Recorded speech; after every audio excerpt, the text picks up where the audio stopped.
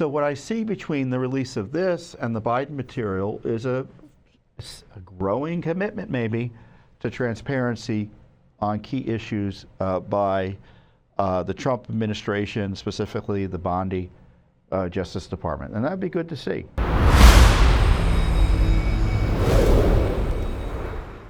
Judicial Watch is, we sometimes have to kind of sue over things we prefer not to have to even look into because it's such a terrible situation. And one of these issues is the Covenant school shooting in Tennessee in March of 2023. And, there's a big issue related to the motivations of the shooter. There were documents supposedly where that constituted what many consider to be a manifesto, and it was not being released. And materials like that typically are released. So we sued on behalf of one of our friends in Tennessee, a retired sheriff in Hamilton County, Tennessee, James Hammond, and the Tennessee Firearms Association. Because as you know, the anti-gun lobby uses these shootings as an attempt, to leverage gun bans from them. So, the truth about the motivations, the circumstances of the shooting, and the role of guns in both promoting the, allowing the shooting to take place. Obviously, it was a shooting, and maybe the presence of guns that could have averted it, that's a matter of debate. So we need all the details. So we sued in Tennessee, couldn't get anything. And the families, for reasons that I don't want to necessarily second guess, but I think legally were incorrect, came in and essentially thwarted our attempts to get this information, this manifesto information. So we're now at the appellate level. But the feds had the records as well. And we had sued for the records in, I guess it was 2023 too. And we weren't getting them from the Biden administration.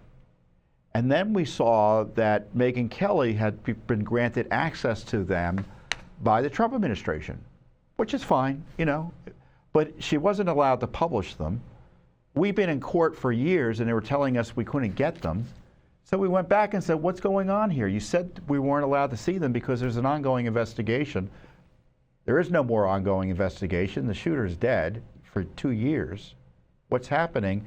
And then you had Megyn Kelly be given permission to talk about them but not publicize them or publish them, which is not exactly the most transparent approach.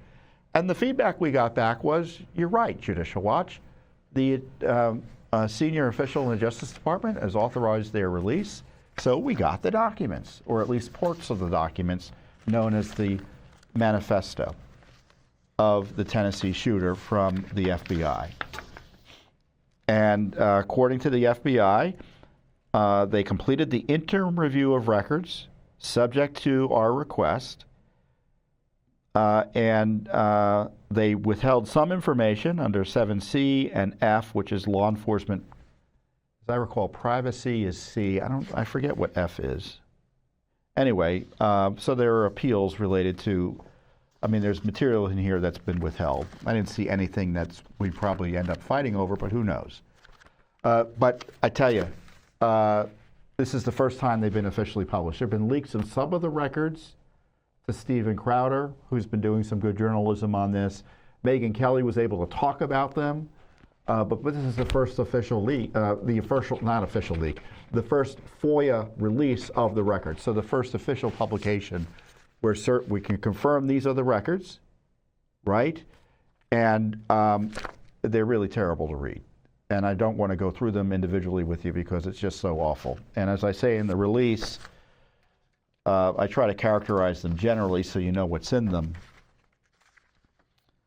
The records detail the shooter's violent thoughts, and that's a nice way of putting it. She's a very disturbed individual. The targeting and planning of the school shooting attack on the Covenant school, and her transgender-related distress. The records show she considered an attack on a mall. This is interesting, I thought, but she thought better of it because she noted that security had been stepped up and there was too much of a security presence there for her to think that she could do it. And when you look through the records, and I encourage people to review them. I mean, if I'm just warning you, it's not. They're very unpleasant. It's they convey that the records show a very disturbed young woman, childlike in many respects. I mean, when you see what her, I mean, one of these documents is before death goal list, and most of her goals were to look at cartoons and juvenile-oriented films.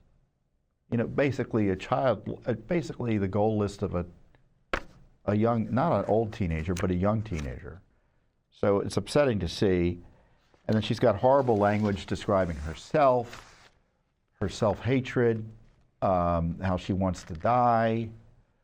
And then she says terrible things about the targets of her violence. It's terrible. I keep on saying terrible, terrible, terrible. It really is terrible to see. But what's useful about the material, and which is why it should have been made public long ago, is that it may help Americans understand and better protect and prepare and prevent future mass shootings at schools and other locations. I mean, you read the material, you can see that what the circumstances were and what her thinking was. Maybe it will alert people, hey, there's someone I know who's behaving like this. And in terms of what she planned, and the details about her plan are really significant. So we essentially got 2 notebooks. One notebook shows her really disturbing thoughts and writings. Another notebook gets into the details of her planning. She knew what she was going to do. It's not nice to see. And so hopefully by looking at what she was planning to do, I mean, for instance, the things she was prepping to do to prepare for the shooting was to watch a whole bunch of documentaries about other school shootings. So, I don't know. You can tell I don't like talking about it because we got the material this afternoon. I read through it. It was one of the most unpleasant things I've had to review while at Judicial Watch. Let's put it this way. And so, but it's in the public interest that it be released. So I caution you, it's available online at our website to look at it. And there may be some ramifications on it. People will make arguments one way or the other. And as people debate on it, I'll share my views, but it's there for you to see. And there may be other materials. As I said, we still have this legal fight in Tennessee, which has gone on interminably, in my view, completely at odds with any understanding we have of FOIA law. It's kind of another world with the courts down there to date, unfortunately.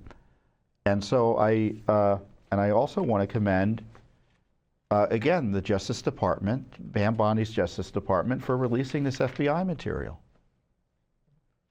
I mean, a lot of this, I don't think could have been withheld, but just because it is public or should have been made public, it doesn't mean an agency releases it. So what I see between the release of this and the Biden material is a growing commitment, maybe, to transparency on key issues by the Trump administration, specifically the Bondi Justice Department. And that'd be good to see. So we'll keep our fingers crossed. We'll applaud them when they're transparent. We'll highlight where they're not. I mean, that's all we can do as a group, right? And we do it with your support. Thanks for watching. Don't forget to hit that subscribe button and like our video down below.